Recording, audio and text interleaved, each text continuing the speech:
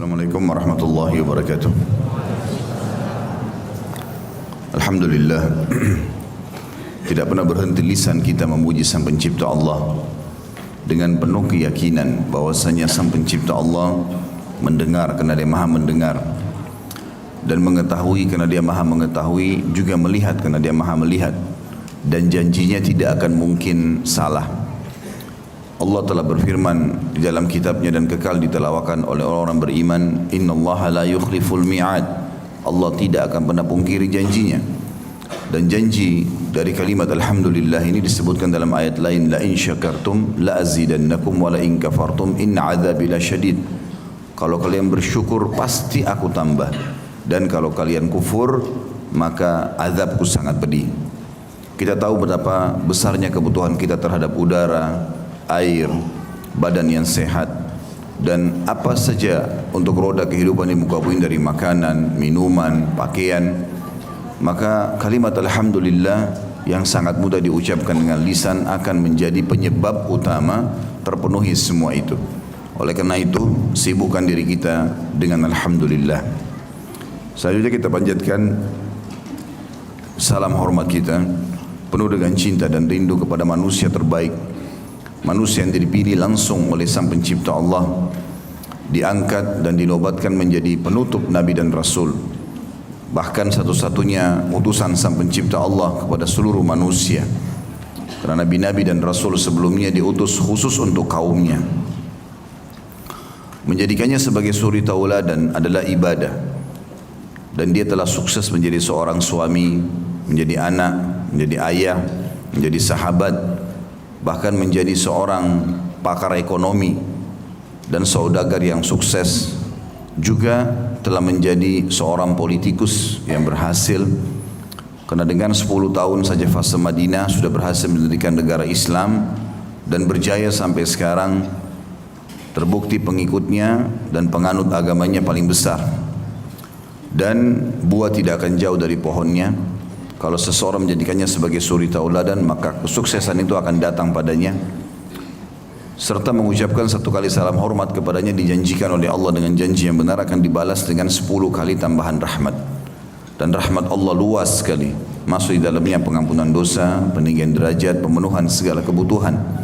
Maka sangat wajar setelah memuji Allah alhamdulillah, selalu saja lisan kita membacakan salawat dan taslim kepada Nabi besar Muhammad sallallahu alaihi wasallam. Melanjutkan bahasan kitab Adab Mufrad yang ditulis oleh Imam Bukhari rahimahullah, dan kita masih membahas bab-bab dan pasal-pasal yang berhubungan dengan masalah tetangga. Saudaraku seiman, kita sebagai seorang muslim dianjurkan agar selalu menjadi orang yang bermanfaat bagi orang lain. Selalu targetnya siapapun yang di depan mata kita adalah sumber pahala yang akhirnya mendatangkan ridho Allah, dan dengan ridho Allah ini kita otomatis akan mendapatkan apapun yang kita harapkan karena Allah ridho. Dengan menjalankan perintah-perintah Allah dan meninggalkan larangannya. Maka teman-teman sekalian, Allah subhanahu wa ta'ala memerintahkan kita dalam sabda Nabi alaihi salatu wassalam. Beliau bersabda, khairun nasi anfa'hum linnas. Manusia yang terbaik, terutama muslim, adalah yang paling besar manfaatnya bagi manusia yang lainnya. Itulah seorang muslim. Pada saat kita melihat sosok orang di depan kita belum mendapatkan hidayah, kalau wanita mungkin belum berhijab, kalau laki-laki mungkin belum sholat, ya, atau belum tutup aurat yang sempurna juga misalnya, atau apalah kira-kira perintah agama yang belum dilaksanakan, ataupun ada pelanggaran agama yang masih dilakukan, maka kita tersenyum dan menjadikan mereka sebagai target pahala kita, bukan dengan memusuhi. Kita tidak boleh teman-teman sekalian dalam Islam mengganggu orang lain, karena kesalahan dia pun sebenarnya tujuannya untuk diluruskan. Kalau kebaikan dikatakan dalam istilah agama kita amar ma'ruf, kita perintahkan pada kebaikan dan ingatkan orang-orang. Kalau kemungkaran, kesalahan, kita namanya atau dinamakan dengan nahi mungkar. Kita luruskan kesalahan mereka itu sesuai dengan apa yang diperintahkan oleh agama. Tapi semua harusnya ikhlas karena Allah subhanahu wa ta'ala. Orang muslim teman-teman sekalian Dia akan selalu berpikir memanfaatkan orang lain, tidak mengganggu orang lain, dan menjadikan mereka sebagai target utama untuk mendapatkan pahala. Ini yang saya ingin titik beratkan di mukaddimah kita. Karena di pasal atau di bab yang sedang kita bahas adalah tidak mengganggu tetangga. Banyak orang subhanallah, entah kenapa, secara kejiwaan dan akhlak atau karakter, perangainya, selalu targetnya ganggu orang. Baik itu dengan lisannya, tatapan matanya, mungkin dengan menganggap remeh, dengan sombong, mengambil haknya orang lain. Entah bagaimana orang seperti ini bisa tenang hidup dalam kesehariannya. Padahal kalau teman-teman sekalian, kita menjalankan sabda Nabi SAW yang berbunyi, ketahuilah sebaik-baik yang kalian makan, yang kalian minum, yang kalian kenakan atau pakai dari pakaian, rumah, kendaraan, adalah yang dihasilkan dari hasil kerja kalian yang baik. Dan ketahuilah anak-anak kalian dari hasil kerja kalian. Maksudnya adalah bagaimana seseorang melakukan perbuatan-perbuatan yang memang itu hak dia dan tidak mengganggu orang lain. Tapi ada orang subhanallah tidak seperti itu. Mau makan pun harus ribut dengan orang lain. Mau minum pun harus ribut dulu. Mau memiliki pakaian, mau bekerja, harus diikuti dengan keributan. Maka ini semua bukan akhlak seorang muslim. Bahkan kata Nabi SAW, seorang mukmin itu seperti lebah.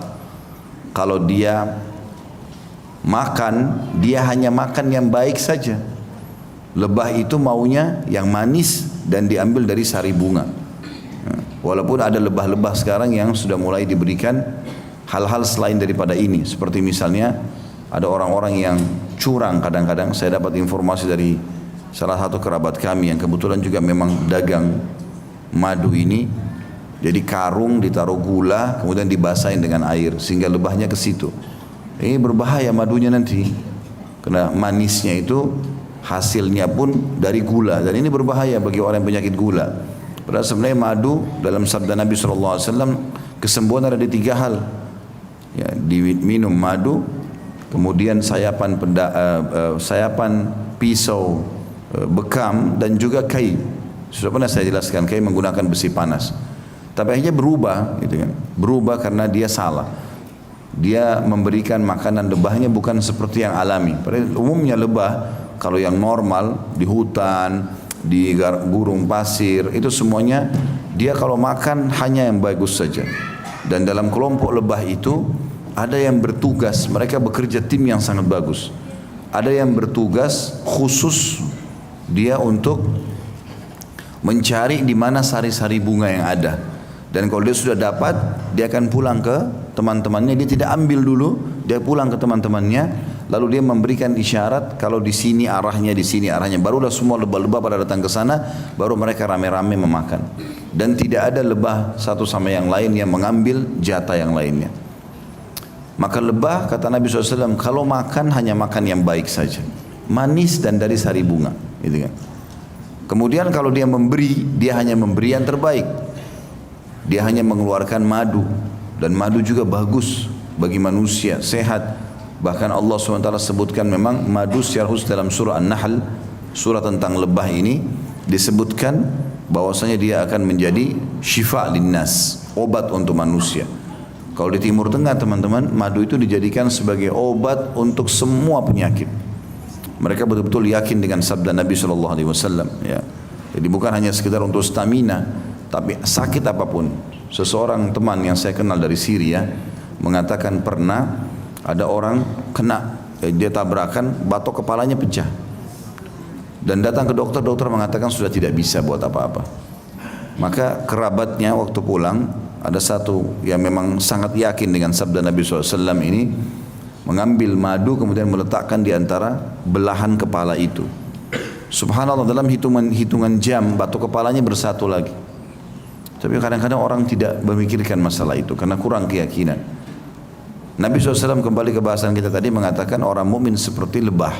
Dia kalau makan yang bagus saja, dia kalau memberi juga yang bagus, dan dia kalau hinggap di sebuah tempat tidak merusaknya.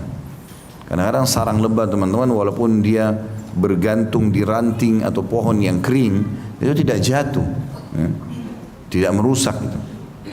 Walaupun dia bergantung ya di atas tebing, tidak jatuh. Padahal sebenarnya bisa jatuh karena beratnya, banyak madunya gitu kan. Tapi subhanallah kuasa Allah, Allah kasih begitu. Jadi tidak mengganggu yang lainnya. Dan penutupan kata Nabi SAW, kalau dia diganggu, sengatannya mematikan. Itu ciri seorang muslim. Selalu memberi yang terbaik. Ya. Selalu juga kalau punya pendapatan hanya yang terbaik, tidak mengganggu orang lain. Dan kalau dia hinggap atau datang di sebuah tempat, tinggal di sebuah komplek perumahan, di RT, di RW manapun, di negeri manapun, dia selalu bermanfaat bagi orang lain. Tidak pernah tidak. Tapi kalau diganggu dari sisi agamanya, maka sengatannya mematikan. Mereka siap mati membela agamanya. Itu ciri orang mukmin. Oleh karena itu teman-teman, tidak boleh sama sekali kita masukkan di kamus hidup kita mengganggu orang lain. Hasad dengan orang lain, iri, tidak boleh. Apa yang Allah berikan kepada kita, kita syukuri dan kita nikmati itu. Karena dengan bersyukur Allah janji akan bertambah. Hadis pertama yang kita bahas dalam bab 66 ini, tidak mengganggu tetangga, adalah hadis nomor 119. Imam Bukhari berkata rahimahullah, Musyaddad mengabarkan kepada kami, ia berkata, Abdul Wahid mengabarkan kepada kami, ia berkata, Al-A'mash mengabarkan kepada kami, ia berkata, Abu Yahya Maula Ja'da bin Hubairah mengabarkan kepada kami, ia berkata, Sami'tu Aba Hurairah radhiyallahu anhu yaqul, qila lin-nabi sallallahu alaihi wasallam, ya Rasulullah, inna fulanatan taqumul laila wa tasumun nahar wa taf'alu wa tasaddaq wa tu'zi jiranaha bilisaniha. Faqala Rasulullah sallallahu alaihi wasallam, la khaira fiha, hiya min ahli an-nar. Qalu wa fulana tusalli al-maktuba wa tasaddaqa bi athwar wa la tu'zi ahada. Faqala Rasulullah sallallahu alaihi wasallam, hiya min ahli al-jannah. Aku mendengar Abu Hurairah radhiyallahu anhu berkata, ditanyakan kepada Nabi sallallahu alaihi wasallam, wahai Rasulullah, sesungguhnya seorang perempuan bangun beribadah pada waktu malam dan berpuasa di siang hari. Ia juga berbuat baik dan bersedekah. Akan tetapi ia mengganggu para tetangganya dengan lisannya. Maka Rasulullah SAW menjawab, tidak ada kebaikan padanya atau baginya. Dia termasuk penghuni neraka. Lalu mereka berkata lagi, sedangkan seorang perempuan lainnya adalah wanita yang mengerjakan sholat fardu saja, bersedekah dengan keju kering karena dia miskin, dan tidak mengganggu seseorang. Maka Nabi SAW bersabda, ia termasuk penghuni surga. Dan hadis ini juga sahih, diriwayatkan Imam Bukhari dalam kitab Adab Mufrad dan juga Imam Ahmad meriwayatkannya. Imam Ahmad juga meriwayatkannya. Hadis ini memberikan banyak sekali pelajaran kepada kita teman-teman sekalian. Apa yang diperintahkan oleh Allah Subhanahu wa taala melalui lisan Nabi-Nya Muhammad sallallahu alaihi wasallam tentang bermuamalah dengan tetangga.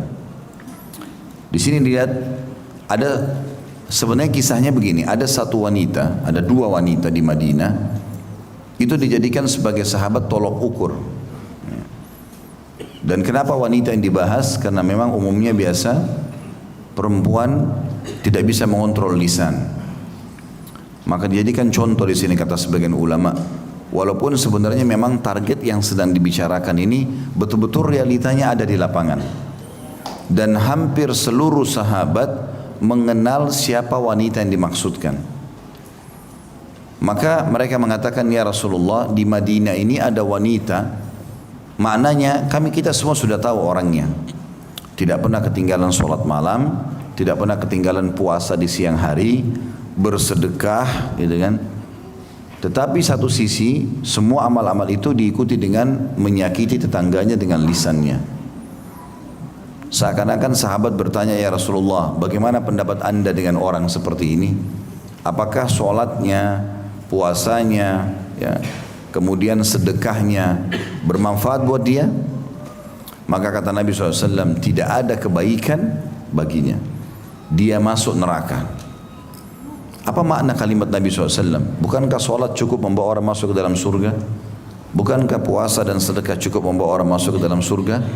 Kenapa Nabi SAW spontanitas langsung memvonis dengan menyakiti tetangga dengan lisan, sudah cukup untuk memasukkan dia ke dalam api neraka. Kata ulama maksudnya adalah percuma saja sholatnya, puasanya, sedekahnya, karena akan diambil oleh tetangganya itu. Ya. Dan ini berbahaya sekali teman-teman sekalian. Kadang-kadang kita tidak sadar, mungkin satu kalimat, satu ungkapan, satu tuduhan, ya, yang kita anggap remeh, ternyata dia betul-betul besar di sisi Allah SWT.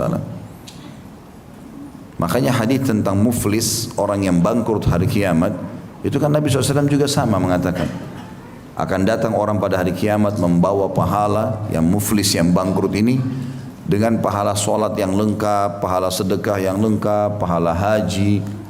Tapi dari satu sisi pernah mencaci maki orang ini, pernah memukul orang itu, pernah mengambil haknya orang yang ini. Jadi Nabi SAW sebutkan cuma beberapa item saja. Umumnya semua ibadah-ibadahnya ini, sholatnya, puasanya, hajinya, sedekahnya, semua akan dipertemukan dengan dia pernah caci maki orang ini, dia pernah pukul orang itu, dia pernah mengambil haknya orang ini. Maka masing-masing menghabiskan pahalanya. Dan ini peringatan yang sangat tegas teman-teman. Oleh karena itu kita tidak boleh punya musuh. Jangan pernah campuri wilayah orang lain. Kalau tidak ada hajat, tidak ada masalah, kita juga tidak ada hubungannya dengan masalah itu, maka tidak usah ikut campur. Kecuali dasarnya ada seseorang memang menyakiti kita, dan kita sedang mengingatkan dia dengan nasihat, ini nggak boleh loh, misal. Sebatas itu saja. Kalau dia caci maki, kita balas caci maki, dia kena laknat, kita kena laknat. Dia berdosa, kita berdosa. Justru terbalik. Kata Nabi SAW, kalau dua orang sedang bertengkar, kalau yang laknat Allah akan datang kepada yang memulainya, dan yang bersabar itu akan dapat rahmat Allah sampai dia membalas rivalnya. Seperti itu gambaran dalam Islam. Berarti teman-teman sekalian, menyakiti orang dengan lisan saja sudah cukup, dia akan panen seluruh pahala sholat kita. Mungkin teman-teman, na'udzubillah, mudah-mudahan di sini tidak ada, pernah menyakiti orang dengan lisannya, mencaci maki dengan kalimat yang tidak benar, lalu tidak minta maaf. Maka berapa banyak pahala sholat, puasa dan haji kita yang kita siapkan untuk dia. Dan bukankah kita harus merasa rugi hanya dengan kita mencaci maki dia, hanya kena dendam, hanya kena emosi, lalu kemudian seluruh pahala kita diambil. Makna kalimat ini penting sekali, ya. Karena bisa saja orang tidak memahami masalah itu. Dan kata para ulama atau sebagian ulama, umumnya orang-orang yang sudah ikut dalam majlis-majlis ilmu, kenanya di masalah ini. Dia sudah tidak lagi berzina, dia enggak lagi makan riba misalnya, dia sudah tahu haram, tapi dia tidak bisa mengontrol lisannya. Dalam majlis pun taunya mencaci maki dan mencari kesalahan orang, gosipin orang, ghibah, fitnah, gunjing segala macam. Maka ini berbahaya, hati-hati. Langsung vonis Nabi SAW dia masuk neraka. Dan maknanya masuk neraka adalah percuma, karena sholatnya itu, puasanya itu, sedekahnya itu akan diambil oleh tetangganya yang dia sakiti. Kemudian para sahabat memberikan contoh lagi, ya Rasulullah, ada juga wanita yang lain, dan wanita ini juga kita sudah tahu. Dan ciri para sahabat, kelebihan mereka tidak suka menyebutkan nama. Jadi untuk menutupi orang tersebut, tapi orang sudah tahu siapa yang dimaksud. Dan ada orang wanita juga, tapi terkenalnya dia hanya sholat 5 waktu, enggak kerjakan sholat sunnah, enggak segencar yang awal lah. Yang awal ini selain 5 waktu sholat malam setiap malam, enggak pernah ketinggalan, dan juga selalu puasa. Dan dia hanya bersedekah dengan keju kering. Ya, dalam hadis yang lain, seorang wanita lain hanya menjaga amal-amal wajib saja, tapi tidak pernah menyakiti tetangganya. Kalau dalam riwayat ini tidak pernah menyakiti siapapun, baik dengan lisan, cibiran, ya, baik dengan tatapan mata, apalagi dengan tangan atau anggota tubuh yang lainnya. Maka Nabi SAW langsung memvonis, mengatakan orang itu di surga. Kenapa Nabi vonis surga? Karena kalau tidak punya masalah sama orang, maka tidak akan diberikan pahalanya ke orang lain. Maka tentu saja amalnya, amal baiknya sudah cukup membawa dia ke dalam surga. Dari potongan yang terakhir ini juga kata ulama atau sebagian ulama mengatakan, berarti sebenarnya untuk masuk ke dalam surga melalui rahmat Allah Subhanahu wa taala tidak sulit. Asal kita lakukan pekerjaan itu dengan ikhlas karena Allah, walaupun ibadahnya tidak banyak secara kuantitas, jumlah, tetap saja sudah cukup membawa dia ke dalam surga. Karena rahmat Allah yang mendorong dia masuk ke dalam surga, terutama kalau dasarnya tidak punya masalah sama orang.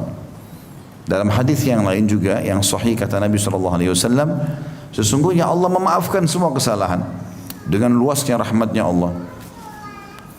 Hanya saja Allah tidak akan melepaskan satu sijil itu seperti data ya, kecuali pemiliknya sudah mengambilnya, yaitu masalah antara seorang hamba dengan hamba yang lain. Kalau urusan kita sama Allah, Allah maha luas rahmatnya, Allah bisa maafkan kita, tergantung ya. Luasnya rahmatnya Allah itu sangat luar biasa. Karena kata Nabi SAW dalam hadis lain, Allah memiliki atau Allah menciptakan 100 rahmat. Satu rahmatnya Allah diturunkan di muka bumi, dan Allah menyimpan untuk hamba-hambanya 99 pada hari kiamat. Yang satu itu diantaranya adalah bagaimana hewan mengangkat kakinya agar anaknya tidak keinjak. Artinya selama ini kasih sayang kita di antara kita ya, apalagi kalau orang itu punya cinta satu sama yang lain, misalnya pasangan suami istri, atau antara orang tua sama anak, atau sahabat sama sahabatnya yang sudah loyal sekian tahun berteman, maka itu cuma satu rahmat. Hari kiamat nanti ada 99 hari rahmat lagi yang Allah siapkan, nanti bisa selamat dengan izin Allah SWT. Allah selamatkan. Tapi tentu orang yang sibuk dengan amal soleh derajatnya lebih tinggi di surga, fasilitasnya lebih banyak ya. Tetapi teman-teman sekalian, kalau seandainya seseorang berhubungan sama manusia dan punya masalah, rahmat Allah di sini ya tidak berlaku khusus masalah ini, sampai orang itu yang punya hak mengambil haknya. Jadi kita akan dituntut sekecil apapun ya. Bahkan dalam sabda Nabi SAW, orang bisa masuk neraka ya, kalau mengambil yang bukan haknya, walaupun hanya seperti secuil ranting pohon yang dicuil sedikit, dari ranting pohon yang kecil dicuil sedikit kulitnya, seperti itu saja sudah cukup untuk membuat dia masuk dalam api neraka. Bahaya sekali. Nah, ini memberikan pelajaran kepada kita teman-teman agar hati-hati bermuamalah dengan orang-orang. Biarkanlah orang kalau mau berbicara tentang kita, mau mengambil hak kita, itu urusan dia. Kita coba luruskan, minta, tidak, sudah kita yakin di akhirat kita akan ambil ya. Makanya pernah saya ingatkan itu ya, beberapa salafus saleh yang tahu orang-orang menggunjing dia, memfitnah dia, maka mereka justru mengirimkan makanan ke rumah orang itu sambil mengatakan, engkau telah berbagi pahalamu padaku, maka aku balas dengan makanan ini. Mereka faham benar bagaimana mereka akan panen pahala itu pada hari kiamat ya. Pelajaran daripada hadis ini atau kandungan hadis ini, yang pertama, tidak mengganggu tetangga merupakan salah satu sebab seseorang masuk surga ya. Atau bisa juga diambil lebih global, tidak mengganggu siapapun. Karena kata sebagian ulama hadis, kalau tetangga yang terdekat saja dilarang ganggu, apalagi orang yang jauh. Orang yang sudah temboknya sama tembok kita satu, pagarnya cuma bersebelahan, hampir tiap hari interaksi, karena orang kalau selama masih hidup dia bergerak, maka ini saja ya, sudah cukup untuk membuat dia celaka kalau dia jahat, dan sudah cukup dia masuk surga kalau dia baik dengannya ya. Maka itu dijadikan tolok ukur untuk semua orang yang lebih jauh daripada dia. Yang kedua, penekanan tentang hak tetangga.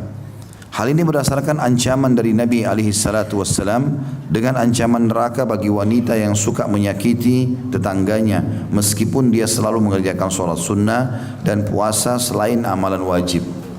Dan sudah saya jelaskan tadi ya, kenapa bisa tidak bermanfaat dan masuk neraka, karena akan diambil oleh tetangganya tadi yang dia sakiti. Makanya teman-teman jadikan dalam doa kita ya, rutinkan itu, ya Allah, kalau seandainya ada hakmu dan hak makhlukmu yang belum aku tunaikan, maka mudahkanlah aku untuk menunaikannya sebelum aku meninggal dunia. Supaya Allah ingatkan kita, mungkin kita pernah sakitin orang, kita pernah ambil barangnya, Allahu alam, mungkin dulu waktu SMP, SMA kita nggak ngerti, lah ingat lagi, kita tidak pernah kerjain orang, pernah makan makanannya, apalah segala macam, masuk rumahnya tanpa izin, segala macam hal. Kita minta kepada Allah SWT supaya bersih, hari kiamat tidak ada lagi masalah. Nah, makanya teman-teman yang bukan hak kita jangan sentuh, tidak usah sentuh, dan jangan iri dengan orang. Udah, kita berharap Allah SWT berikan kita apa yang kita butuhkan. Bahkan Nabi SAW ajarkan kita kaidah sederhana. Wahai anak Adam, makanlah makanan atau kejarlah untuk mencari makanan yang cukup membuat tulang belakangmu berdiri. Artinya jangan kau tamak dengan apapun yang orang miliki. Karena biasanya ketamakan kalau terbuka ini membuat orang jadi melampaui batas, akhirnya masuk ke wilayah-wilayah orang lain. Jelas nggak ini? Hah? Senyap benar. Jelas ya? Ya, karena ini untuk diamalkan ilmunya. Yang ketiga, kandungan hadisnya adalah kabar gembira dari Nabi SAW berupa surga bagi wanita yang tidak menyakiti siapapun, meskipun dia hanya mengerjakan sebatas amal wajib, tidak ditambah amal sunnah. Itu semua karena kebaikan yang ia lakukan kepada tetangganya. Tentu kalau saya katakan tadi, kalau tetangga berarti juga masuk di dalamnya orang-orang yang lain selain tetangga itu. Jadi kesimpulannya adalah bagaimana seseorang bisa masuk ke dalam surga dengan amal-amal yang wajib saja, yang penting dia tidak punya masalah sama siapapun.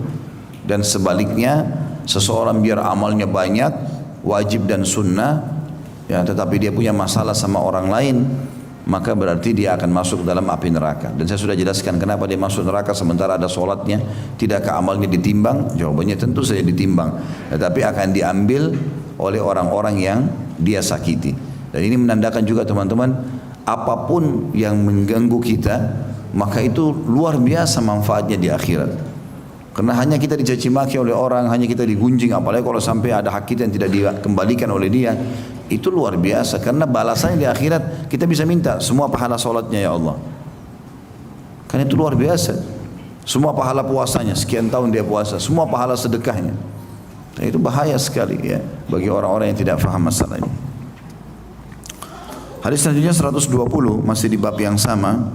Abdullah, kata Imam Bukhari rahimahullah, Abdullah bin Yazid mengabarkan kepada kami, ia berkata, Abdurrahman bin Ziyad mengabarkan kepada kami, ia berkata, Haddathani Umaratu bin Ghurab anna ammatan lahu haddathathu annaha sa'alat Aisyata ummul mu'minina radhiyallahu anha faqalat inna zawja ihdana yuriduha fatamna'uhu nafsaha imma an takuna ghadabi aw lam takun nashita fahal alayna fi dhalika min haraj qalat na'am inna min haqqihi alayki allau aradaki wa anti ala katabin lam tamna'ihi qalat qultu laha ihdana tahid wa laysa laha wa li zawjiha illa firashun wahid aw lihafun wahid fa kayfa tasna'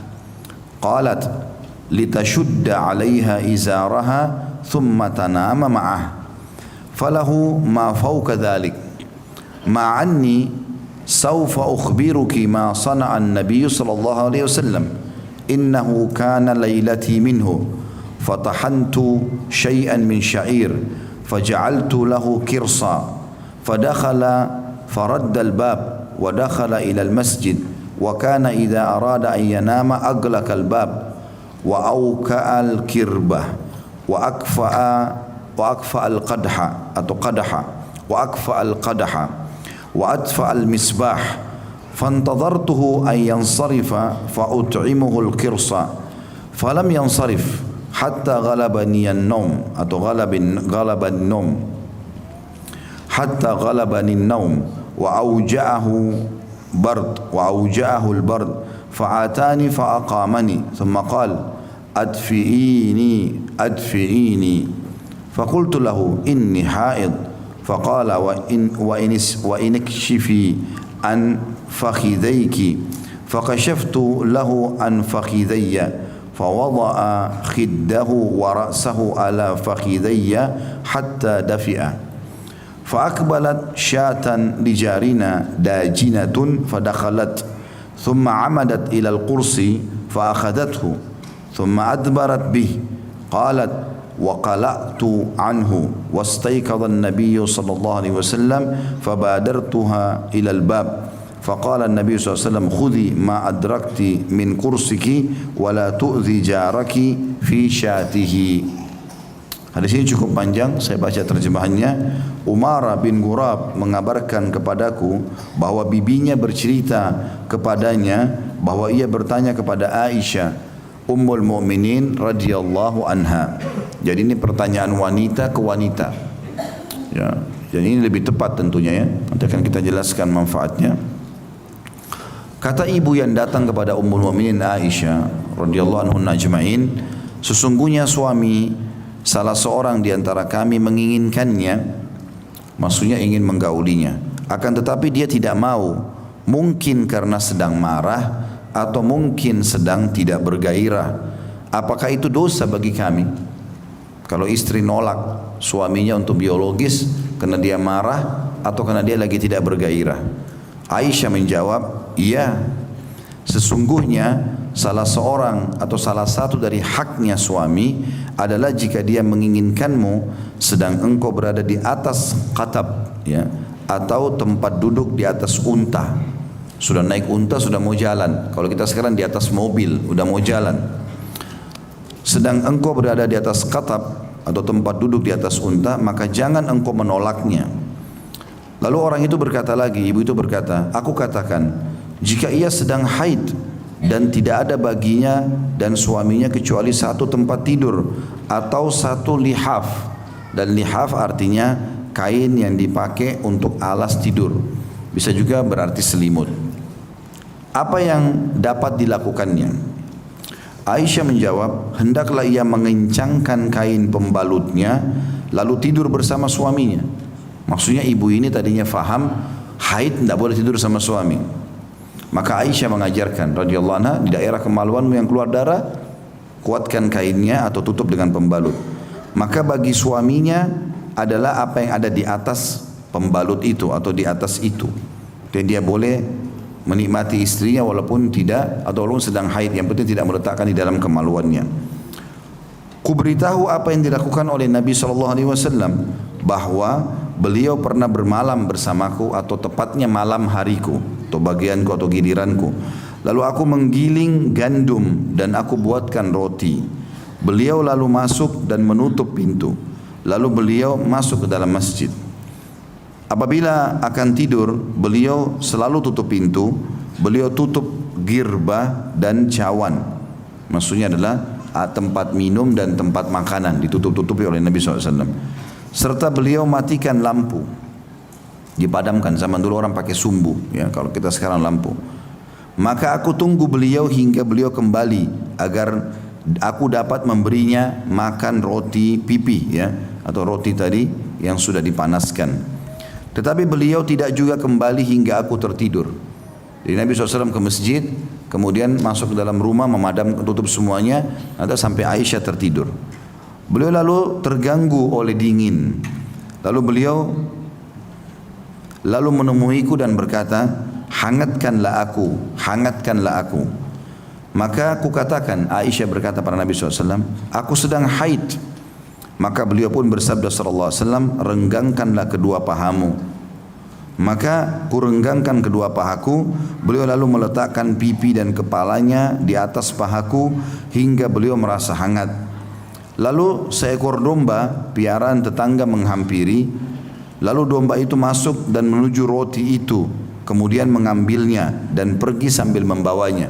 Jadi rumahnya terbuka pintunya, kemudian masuklah domba tetangga ke dalam rumah Nabi SAW. Lalu diambillah oleh domba tersebut tadi roti gandum yang dibuat oleh Aisyah. Aku lalu menggerakkan badanku dari Nabi SAW dan kemudian beliau bangun. Aku mengejar domba itu ke pintu. Maka Nabi SAW bersabda, ambillah apa yang dapat engkau rebut dari rotimu itu, dan jangan engkau ganggu tetanggamu karena dombanya. Hadis ini sebagaimana sudah kita tahu diriwayatkan oleh Imam Bukhari dalam kitab ini. Baik, hadis ini cukup panjang dan banyak hukum yang bisa diambil, walaupun sebenarnya saksi bahasannya di akhir hadis tentang masalah tidak boleh mengganggu tetangga walaupun dombanya sudah datang mengambil sesuatu di dalam rumah kita. Potongan pertama hadis di sini adalah tentang datangnya seorang wanita di Madinah kepada Ummul Mukminin Aisyah radhiyallahu anha. Sebagian ulama menitik beratkan mengatakan perlunya seorang muslimah kalau ingin bertanya, maka dia mendahulukan dulu bertanya kepada sesamanya wanita. Karena orang yang ditanya dari wanita yang faham agama, ya, lebih mengetahui keadaan wanita, masalah haid, masalah nifas, masalah menyusui, ya, masalah melayani suami, ini semua mendidik anak. Maka dia diprioritaskan untuk bertanya kepada kaum wanita. Kecuali kalau tidak ditemukan wanita yang faham agama, maka boleh dia bertanya kepada laki-laki. Sebagaimana juga banyak di antara wanita-wanita di Madinah yang langsung bertanya kepada Nabi Sallallahu Alaihi Wasallam, ya. Atau dia bertanya pada suaminya kalau memang dasarnya suaminya sudah faham agama. Kemudian pelajaran yang lain adalah bolehnya seseorang dalam Islam bertanya apapun itu selama dia bimbang, walaupun itu dianggap sesuatu yang tanda kutip di sini rahasia bagi orang-orang. Karena ibu ini pengen tahu, gitu kan? Dan yang sangat luar biasa yang sering terjadi dalam rumah tangga, kejenuhan. Maka ibu ini menanyakan, kira-kira kalau suami seseorang di antara kami bertanya kepada Aisyah radhiyallahu anha, lagi menginginkannya untuk biologis, duduk bersama-sama, temani makan dan segala macam hal. Kemudian dia lagi marah, baik dia benar atau dia salah, ataupun ya, dia lagi tidak bergairah, lagi tidak ingin apa-apa, lagi tidak ingin disentuh, tidak ingin ngobrol segala macam, baik karena ada masalah yang dihadapin, atau misalnya memang dasarnya ada waktu-waktu tertentu bagi kaum wanita yang dia bergairah yang sangat, ataupun hilang gairah dari kegiatan-kegiatan atau dari masalah-masalah seperti ini.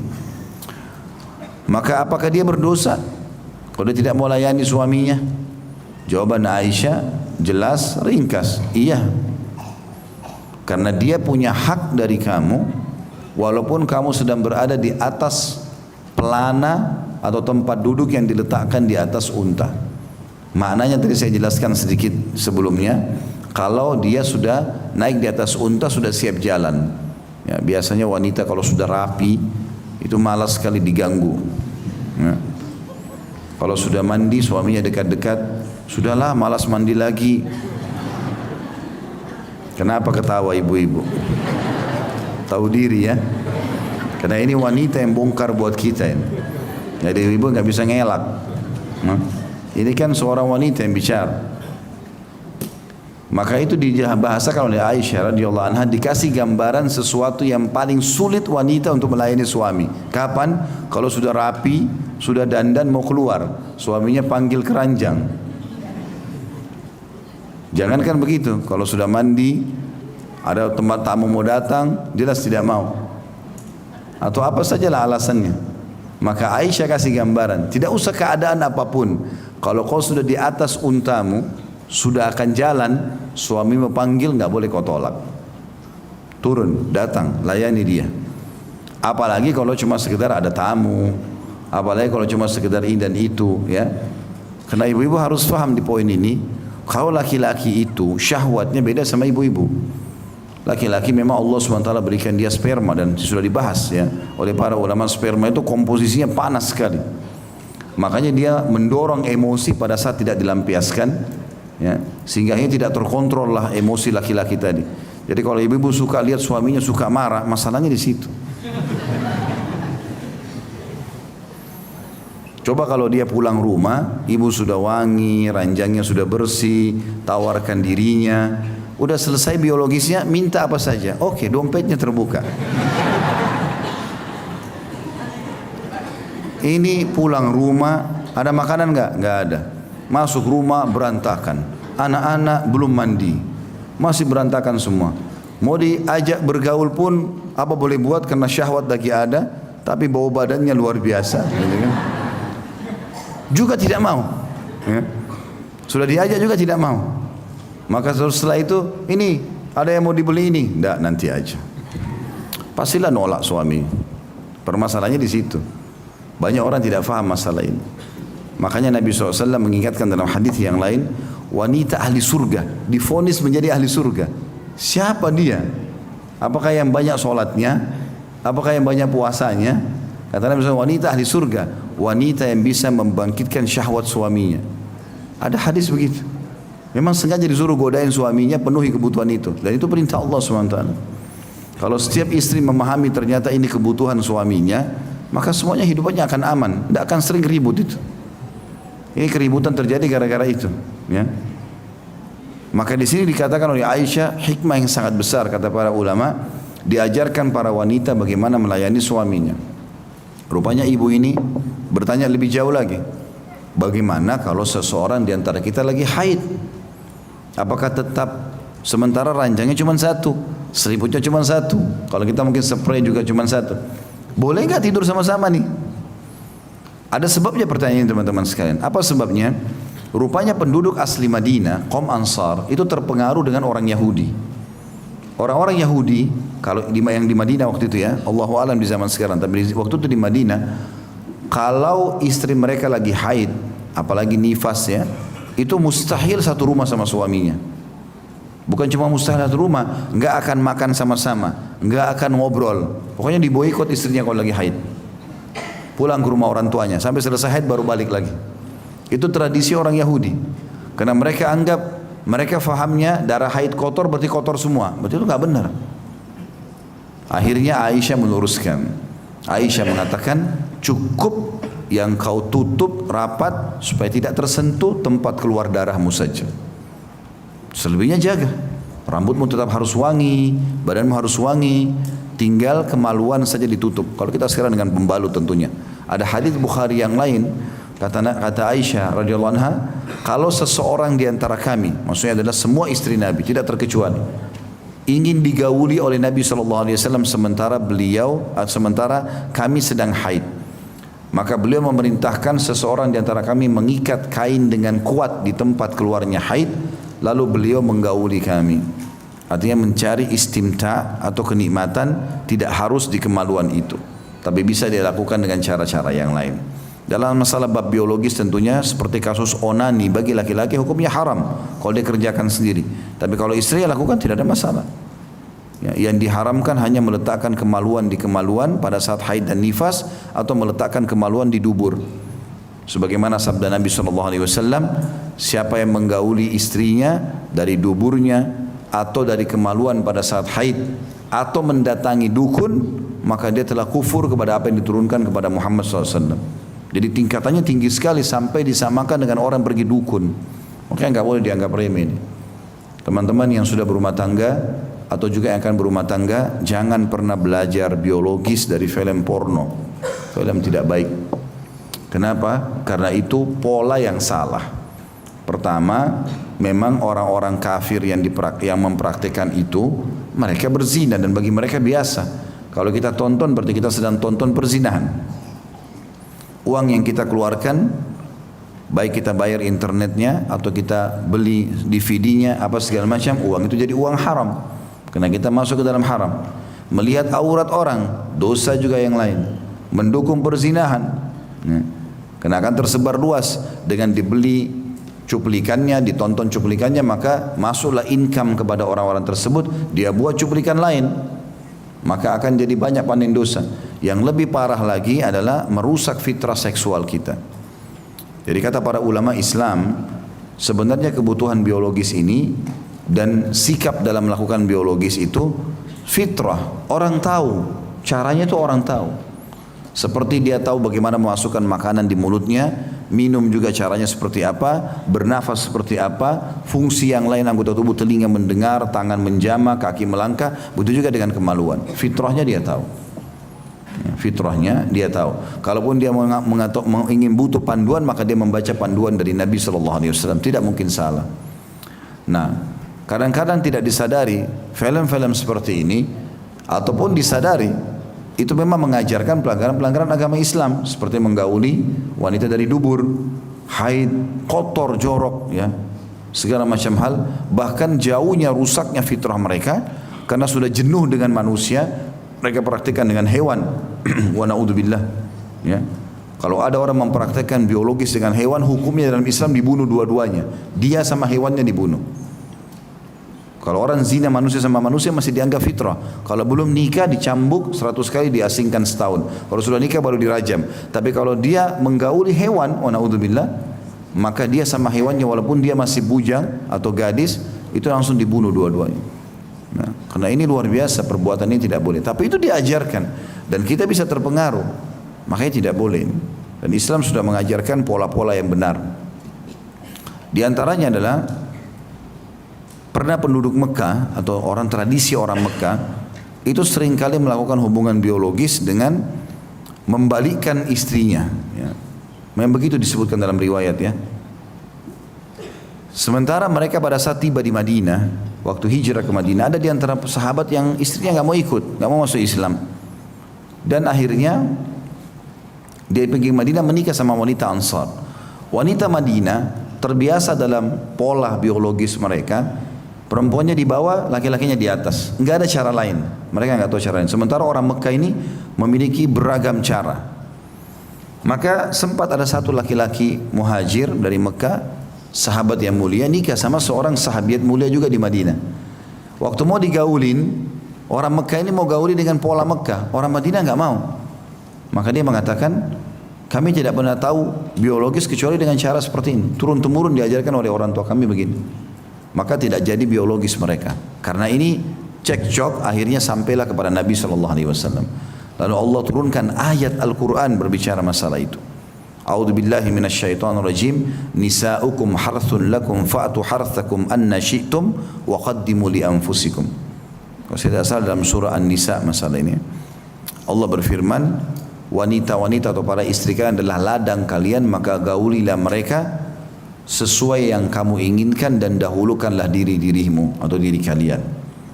Karena laki-laki memang lebih suka yang bervariasi, maka Allah SWT izinkan itu. Artinya Allah menegur si wanita tadi dari Madinah bahwasanya suami mempunyai hak masalah itu. Dan keluar hukum dari ayat ini bahwasanya setiap laki-laki boleh menggauli istrinya kapan saja, bahkan dalam keadaan berhalangan pun, yang penting bukan di tempat yang diharamkan saja. Yang lain semuanya dibolehkan. Ya, disilakan dengan istimta yang halal. Dan ini juga pelajaran bahwasanya bolehnya orang yang sedang haid nifas tetap bersama dengan suaminya. Ya, tetap bersama dengan suaminya. Selanjutnya Aisyah mengatakan, aku ingin menceritakan kepadamu satu kejadian. Aisyah berkata pada wanita ini. Dan ini menandakan boleh kita menceritakan sebuah contoh kalau memang itu positif. Ini pelajaran lain dari hadis kita. Aisyah mengatakan, aku akan ceritakan kepadamu satu hal. Nabi SAW pernah di malam hariku, karena Nabi SAW poligami, ada pembagian malam mabitnya atau nginapnya, maka dia bilang di malam hariku Nabi SAW masuk ke dalam rumah. Tetapi rumah Aisyah memiliki dua pintu, ada pintu dari jalan raya, ada pintu langsung tembus ke masjid.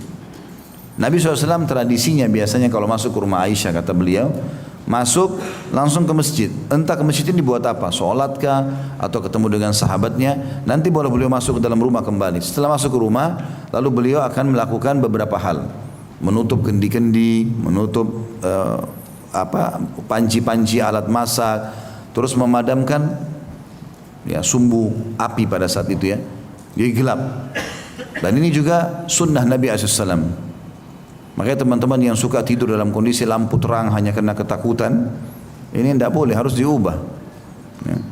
Karena dia punya keyakinan kalau gelap susah bernafas lah. Ya. Nanti ada ini, nanti ada itu, karena kebanyakan nonton film horor. Ya. Ini harus diubah. Karena subhanallah ada penelitian teman-teman sekalian, ternyata mata kita itu sedikit saja cahaya, itu sudah membuat dia aktif. Jadi kalau kita tidur itu sebenarnya harus istirahat full. Dan itu bisa terjadi kalau gelap. Ya. Maka itu sunnah Nabi SAW. Memang seperti itu, digelapkan. Kalau sudah mau istirahat. Sehingga mata kita kalau tidak ada cahaya sedikit pun dia akan maksimal dalam istirahat. Makanya orang kalau tidur di bawah cahaya terang, dengan orang tidur gelap, walaupun ini jamnya ini 6 jam, ini cuma 3 jam, ini lebih sehat. Ya, lebih cukup gitu loh. Ya. Maka ini juga termasuk pelajaran. Dan juga menutup ya, semua yang terbuka dari makanan, ini sunnah Nabi SAW. Dikhawatirkan nanti ada serangga yang masuk segala macam bisa ya, merusak itu. Kalau di panci bisa ditutup, kalau di atas meja maka saya sarankan jemaah beli plastik yang transparan itu ya. Biasanya di restoran dipakai, di supermarket murah. Satu gulungan itu murah sekali kok. Tutup semuanya, terutama ibu-ibu. Ya, nah, plastik wrapping. Ditulis dia atau kok ditulis, dibungkus ya, ditutup. Itu mudah sekali, dipotongnya juga mudah, sehingga kalaupun terjadi sesuatu jatuh serangga segala macam tidak merusak makanan tersebut. Ini termasuk sunnah Nabi alaihissalam. Lalu lanjutan hadisnya, Aisyah berkata, tiba-tiba Nabi SAW masuk sementara aku sudah ketiduran dan aku dalam keadaan haid. Karena tadi ibu ini bertanya tentang masalah kasus haid, boleh nggak tidur sama suami? Maka dia ceritakan pengalamannya. Waktu Nabi SAW masuk, dan pada saat itu musim dingin, memang di Madinah sangat dingin. Ya, kalau musim dingin itu biasanya dingin sekali. Waktu kami masih di sana bisa 5 derajat, 4 derajat. Teman-teman yang pernah umroh di musim-musim dingin ini tahu masalah itu. Apalagi di subuh atau di pagi hari, dingin sekali. Sekarang sudah agak mending ya, karena sudah mulai banyak building-building, jadi angin tidak terlalu keras. Tapi di zaman Nabi SAW memang bangunan masih sangat pendek-pendek. Dan akhirnya bisa mendinginkan ya, tubuh seseorang lebih dingin daripada sekarang. Maka Nabi SAW merasa sangat dingin. Lalu beliau pun mendekat kepada Aisyah sambil mengatakan, hangatkanlah aku, hangatkanlah aku. Ya. Makna hangatkan aku ini artinya dekatkan dirimu padaku. Ya. Akan dipeluk misalnya, akan berpelukan karena dingin. Ya. Maka Aisyah mengatakan, aku sedang haid ya Rasulullah. Khawatir Nabi ingin biologis, maka dia ingatkan suaminya, ini sedang haid ya Rasulullah. Makna kalimatnya adalah, bukankah anda sudah melarang kami bergaul pada saat haid? Maka Nabi SAW mengatakan, renggangkanlah kedua pahamu. Makna renggangkan adalah bukalah kedua pahamu. Lalu Aisyah pun melakukan, kemudian Nabi SAW meletakkan pipi beliau di antara dua paha itu untuk menghangatkan tubuhnya, gitu kan? Ini salah satu yang dilakukan oleh Nabi SAW. Ini menandakan tidak ada lagi jarak antara suami istri. Yang ditinggalkan hanya yang haram saja, yaitu meletakkan kemaluan pada saat haid dan nifas ataupun di dubur, ya, walaupun dalam keadaan haid atau tidak haid. Ini semua tetap hukumnya haram. Maka Aisyah pun melakukan itu dan Nabi SAW melakukannya. Maksudnya Aisyah ingin menjawab ibu ini, saya saja pernah lagi haid tidur sama Nabi. Bahkan Nabi SAW tidur di antara dua pahaku. Gitu. Selanjutnya, pada saat itu terjadi sesuatu dan ini jadi saksi bahasan kita berhubungan dengan masalah bab tetangga. Masuklah seekor kambing tetangga, kata Aisyah, di pintu yang agak terbuka dari rumahku. Kemudian tiba-tiba dia menuju ke adonan roti gandum yang sudah aku siapkan buat Nabi SAW. Dan dia mengambilnya, memakannya, langsung dia pergi. Maka aku pun bergerak, sementara Nabi sudah tertidur pada saat itu. Nabi ada di antara dua pahanya Aisyah dan tertidur. Maka Nabi pun terbangun. Lalu aku segera mengejar kambing tersebut sambil mengusirnya dengan niat ingin mengambil roti gandum tadi. Maka Nabi SAW mengatakan, ambillah kalau masih ada yang tersisa dari roti gandum tersebut, artinya yang sudah masuk ke dalam mulutnya kambing itu biar aja. Yang masih tersisa ambil saja. Ya, karena masih dalam bentuk adonan roti gandum. Dan ingat, jangan sampai engkau menyakiti tetanggamu karena dombanya. Nanti jangan sampai nanti kau marah-marah ke tetanggamu, kenapa kok kau biarkan kambingmu sampai masuk ke dalam rumah, ngambil ini dan ngambil itu. Karena tentu tetangganya tidak tahu apa-apa, gitu kan. Tidak tahu apa-apa, tentu dombanya mungkin lepas. Semua orang tentu akan menjaga hartanya. Di antaranya domba ini pasti akan diikat oleh pemiliknya, tetapi subhanallah lepas, gitu kan. Maka saksi bahasan kita sebenarnya dari seluruh bahasan panjang ini adalah yang terakhir. Karena ini masuk dalam bab tidak boleh mengganggu tetangga. Walaupun dasarnya sudah ada gangguan yang datang dari dia, jangan balas gangguan itu dengan gangguan juga. Ya. Dan ini juga pelajaran yang diambil. Yang lainnya adalah kalau sisa makanan yang diambil atau dimakan oleh kambing boleh dimakan. Gitu. Karena Nabi SAW mengatakan kepada Aisyah, ambillah yang bisa kamu ambil dari sisa gandum itu. Berarti tidak ada masalah memakan bekas hewan ini ya. Apalagi kambing ini punya keutamaan tersendiri dalam agama Islam. Karena Nabi SAW mengatakan dalam hadis yang sahih, sebaik-baik harta seorang muslim adalah domba, gitu kan. Kandungan hadis yang ditulis oleh penulis ini, yang pertama anjuran kepada kaum wanita untuk mentaati suaminya dan membuat suaminya senang meskipun ia sedang haid. maka bagaimana ketika ia tidak sedang dalam keadaan haid? Haid saja disuruh layani, apalagi tidak haid. Dan andai saja seluruh wanita fahami ini, baik suaminya dalam kondisi salah ataupun benar, kalau dia layani biologisnya, itu sudah cukup membuat kalau dia salah, dia akan mengaku kesalahannya, dan kalau dia benar, maka dia akan berterima kasih dengan suaminya atau dengan istrinya. Ya. Subhanallah, permasalahan hidup memang umumnya rumah tangga itu masalah biologis. Kapan biologis ini sehat, maka sehat semuanya rumah tangganya. Kapan bisa ditata, rapi, setiap ketemu ada biologis, ada juga hal-hal yang bisa membantu semua ke pintu itu, baik itu dari dandanan, ucapan, rayuan, semua ini ada, maka ini akan menenteramkan rumah tangga. Karena biologis adalah 50% rumah tangga, sisanya muamalah yang lain. Kapan ini baik, baik semua, kapan ini rusak, rusak semuanya. Ya, sudah jelas itu pintunya. Bahkan saya temukan banyak sekali laki-laki menceraikan istrinya gara-gara kasus ini. Banyak wanita mengajukan perceraian gara-gara kasus ini. Karena memang tidak terpenuhi dari sisi biologis. Entah kenapa ya, mereka tidak mau melayani pasangannya. Kalau ada sesuatu yang kurang dalam masalah biologis, kata ulama, harus ada transparansi di antara pasangan. Bilang terus terang, maaf saya terganggu dengan bau mulut, bau ini, bau itu. Dan kita tidak boleh tersinggung. Harus terbuka untuk itu. Saya bilang sama istri saya, ada sesuatu yang kamu tidak suka, bahasakan. Jadi jelas. Oh enggak ada, ya sudah, alhamdulillah. Tapi kalau ada, bahasakan. Saya pun membahasakan. Dan itu bukan aib. Daripada kita kekang dalam hati, setiap biologis akhirnya kita tutup mata saja, ya. Seakan-akan tidak mau tahu, yang penting selesai. Enggak. Padahal itu adalah ibadah. Selain kenikmatan juga ibadah. Sabda Nabi SAW jelas, di kemaluan kalian ada pahala yang besar. Kata para sahabat, ya Rasulullah, kami gauli istri kami, dapat kenikmatan, kami dapat pahala. Kata Nabi SAW, kalau kalian letakkan pada yang haram, bukankah kalian dapat dosa, zina? Kata para sahabat, iya ya Rasulullah. Kata Nabi SAW, begitu juga pada yang halal. Ya, kan? Sebagian ulama mengatakan, dianjurkan setiap hari melakukan biologis kalau orang yang sudah berumah tangga itu. Kalau dia pun mau tunda, maka maksimal sepekan sekali, maksimal. Itu pun dihubungkan dengan hari Jumat, keutamaan menggabungkan antara mandi junub sama mandi Jumat. Yang kata Nabi SAW, siapa yang di hari Jumat mandi dengan mandi junub, ya, atau mandi seperti mandi junub, kemudian dia menggunakan baju terbaiknya, minyak wangi terbaiknya, mengisi rambutnya dengan rapi, lalu datang dengan berjalan kaki ke masjid, kemudian mendengarkan lalu dia sholat yang diperintahkan, atau maksudnya tahiyat masjid, kemudian dia dengarkan khatib, lalu dia sholat Jumat, kecuali dosa-dosanya dibersihkan yang lalu-lalu. Yang kedua, bolehnya bercumbu dan bermesraan dengan istri meskipun ia sedang haid. Jadi tetap mengambil istimta di situ. Ya, termasuk di kalangan wanita sendiri. Ya, wanita sendiri boleh beristimta dengan suaminya. Dan ini disebutkan dalam hadis ini, Nabi SAW menggunakan untuk mendinginkan, menghangatkan tubuh dan merapat dengan istrinya di bagian pahanya. Ada riwayat lain juga menjelaskan masalah itu. Kemudian yang ketiga, anjuran agar mencintai, menyayangi, membantu dan tidak mengganggu tetangga. Sebagaimana dalam penutupan hadis tadi. Hadis terakhir dalam bab kita ini, bab 66, masalah tidak mengganggu tetangga.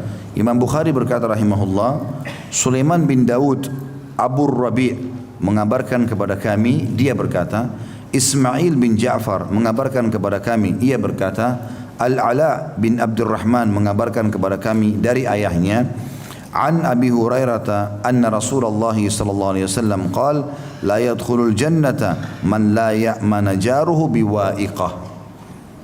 Dari Abu Hurairah radhiyallahu anhu bahwa Rasulullah SAW bersabda, tidak masuk surga orang yang tetangganya tidak aman dari gangguannya.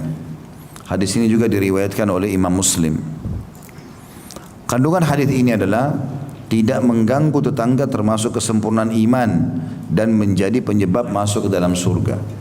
Jadi hampir mirip dengan hadis yang sebelumnya di awal, bahwasanya memang mengganggu tetangga dan mengganggu orang lain menjadi penyebab masuk neraka, karena mereka akan panen pahala-pahala kita kalau tidak sempat kita minta maaf selama di dunia.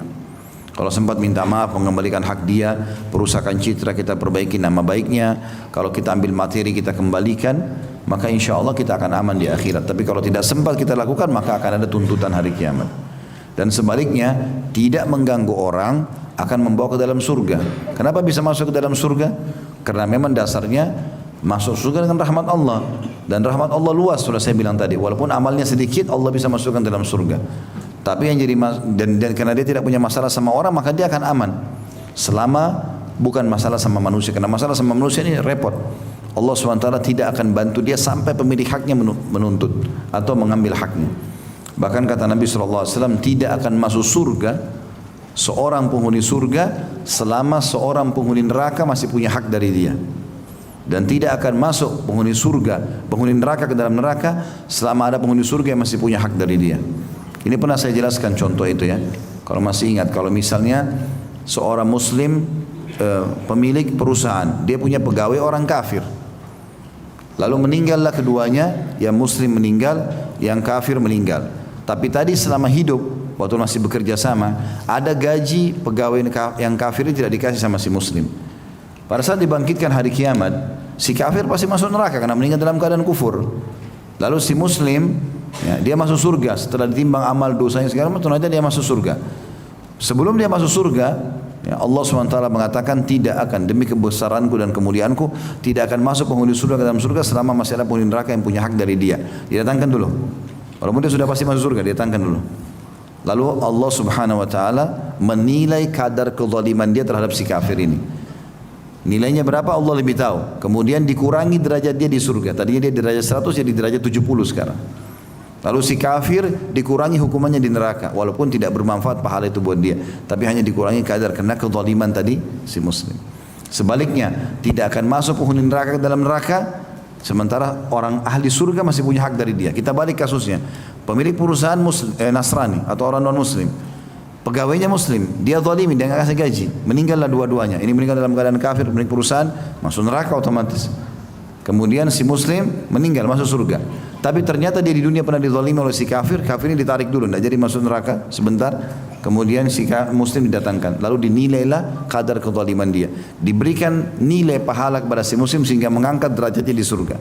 Dan ini cuma derajat 70 jadi 100 gara-gara itu. Si kafir ditambah hukumannya. Jadi begitu luar biasanya sampai orang kafir pun bisa mengambil hak dari kita, kita pun bisa ambil hak dari dia selama kita tidak ambil di dunia. Oleh karena itu teman-teman, sudah saya ulangi dari awal, jangan buat masalah sama siapapun. Ini harus digarisbawahi. Baik, kita masuk sekarang ke pasal 67 dan setelah ini silakan kalau ada yang mau bertanya.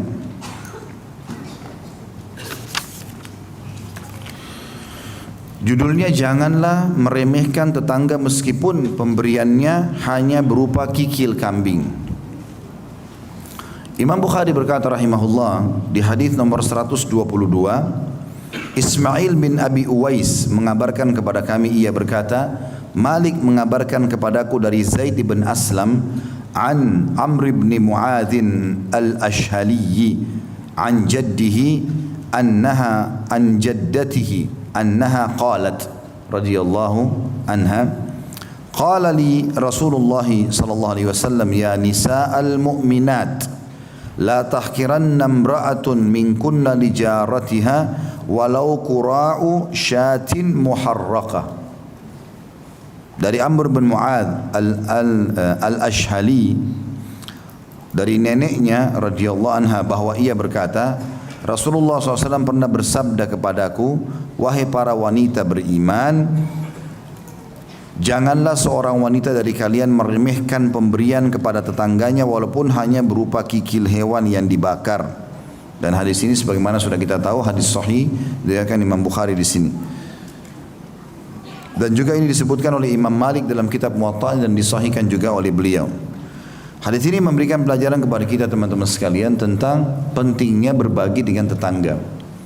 Apapun itu sifatnya. Walaupun dibahasakan dengan kikil ya. Karena itu sangat mudah, diambil kaki-kaki kambing lalu direbus dengan kuah yang dikasih sedikit bumbu, udah jadi masakan. Ini dianggap membuat masakan yang paling murah dan mudah. Ya, membuat kikilnya. Maka itu saja, kalaupun kau punya, ya seakan-akan Nabi SAW mengatakan kasihlah. Dan di sini dipanggil para wanita mukminat, karena yang masak umumnya para wanita. Wahai para wanita mukminat, janganlah seseorang dan terkadang menganggap remeh pemberian untuk tetangganya walaupun hanya kikil kambing. Bisa juga bermakna, wahai para wanita mukminat, jangan anggap remeh pemberian tetanggamu walaupun hanya kikil kambing. Jangan bilang, oh itu kan orang kaya, masa kirimnya cuma kue begini, ya. Masa kirimnya cuma begini dan begitu. Ini semua tidak boleh. Harusnya difahami. Kalau dia harus bersyukur dan berterima kasih. Kalaupun diberikan sesuatu dia terima. Dan saya sudah ajarkan dari awal teman-teman sekalian, saya sampaikan waktu itu, balaslah kebaikan orang dengan kebaikan. Karena Nabi SAW mengatakan, siapapun yang berbuat ma'ruf atau kebaikan padamu, maka balaslah yang setimpal. Kalau kau tidak punya, maka ucapkan. Atau gini, balaslah yang setimpal atau lebih. Ya. Kalaupun kau tidak punya, maka ucapkanlah jazakallahu khairan.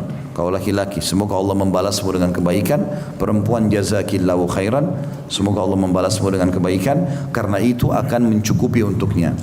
Jadi kita minta Allah yang balas. Kalau kita tidak punya, tapi sunnahnya kalau kita punya, kita memberikan dulu yang sama. Kita dikasih makanan, balas dengan makanan. Kita dikasih pakaian, kita balas dengan pakaian. Dikasih sepatu, kita balas dengan sepatu. Seperti itulah. Dan kata Nabi SAW, tahadu tahabu. Saling memberikan hadiah, maka kalian akan saling mencintai. Hadis selanjutnya masih di bab yang sama ya.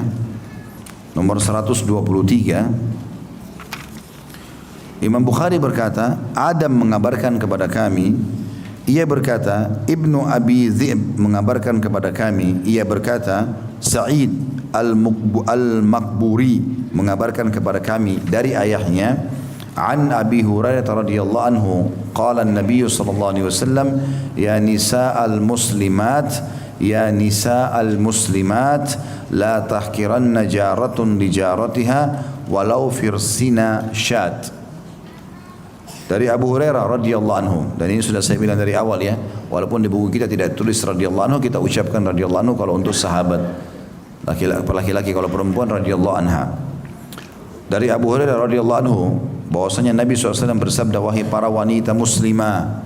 Dua kali Nabi panggil, wahai para wanita muslimah. Ini saking pentingnya panggilan tersebut dan harus diamalkan oleh para wanita muslimah. Janganlah seorang tetangga perempuan meremehkan tetangga perempuannya meskipun pemberiannya berupa kaki domba. Kandungan hadis, kedua hadis ini disebutkan anjuran, yang pertama anjuran agar memberi hadiah dan sedekah meskipun hanya sedikit dan kecil. Ya, dirutinkan dan bisa tiap hari. Ya. Kemudian yang kedua, larangan bersifat bakhil dan kikir. Ini sudah banyak sekali kita jelaskan dalil-dalil tentang masalah bahayanya bakhil atau pelit, tidak mau memberi. Dan kalau kita sudah tidak mau membeli kepada diri kita sendiri, kita juga akan beli terhadap orang lain, dan ini berbahaya. Nabi SAW menganggap itu penyakit dalam kejiwaan. Bahkan pernah Nabi SAW mengatakan itu kepada seorang sahabat, siapa pemimpin kalian, siapa kepala suku kalian? Sahabat itu mengatakan fulan ya Rasulullah. Kata Nabi SAW, bagaimana dia? Kata mereka berwibawa, tampan, tetapi bakhil, pelit. Kata Nabi SAW, tidak ada kebaikan padanya. Dan penyakit apa yang lebih berat daripada bakhil? Sampai kata para ulama, semua penyakit kronis kalah dengan bakhil. Ya. Berarti ini pelit, perhitungan, ini adalah penyakit jiwa. Jadi kalau ada orang yang punya penyakit ini, sudah jelas dia perlu rumah sakit gila. Karena bakhil, ada orang subhanallah bakhil sampai pada dirinya sendiri. Bajunya sudah sobek-sobek, gak mau ganti, ada duitnya. Makan tetap sedikit sekali padahal dia masih butuh. Tidak boleh juga orang tamak berlebihan, tapi gak boleh juga orang menyusahkan diri sendiri. Ya. Ada orang luar biasa, pernah begitu, jalan sama paman saya, rahimahumullah, sudah meninggal semuanya, semoga Allah maafkan. Tapi orang kaya raya, paman saya bilang ini orang kaya raya luar biasa, banyak sekali hartanya di Jakarta. Tapi datang, luar biasa perhitungannya gitu. Gak mau keluarkan, bahkan untuk dirinya sendiri. Ya, kadang-kadang saking bakhilnya, gak mau pakai transportasi, jalan kaki. Ada kemampuan, kenapa?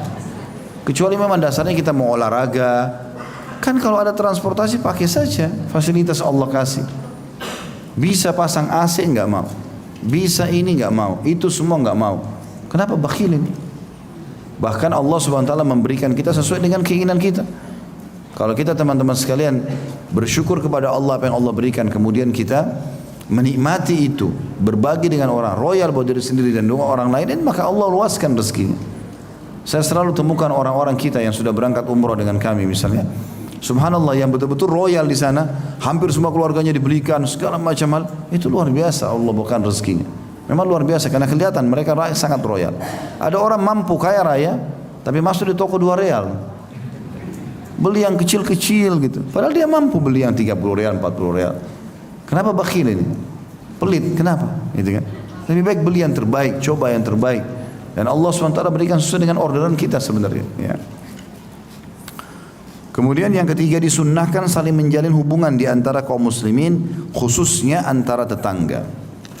Dan ini yang disebutkan saksi bahasan kita adalah poin yang ketiga ini. Allahu a'lam. Baik begitu saya teman-teman sekalian, semoga apa yang kita pelajari ini bermanfaat buat kita dan bisa diambil pelajaran darinya.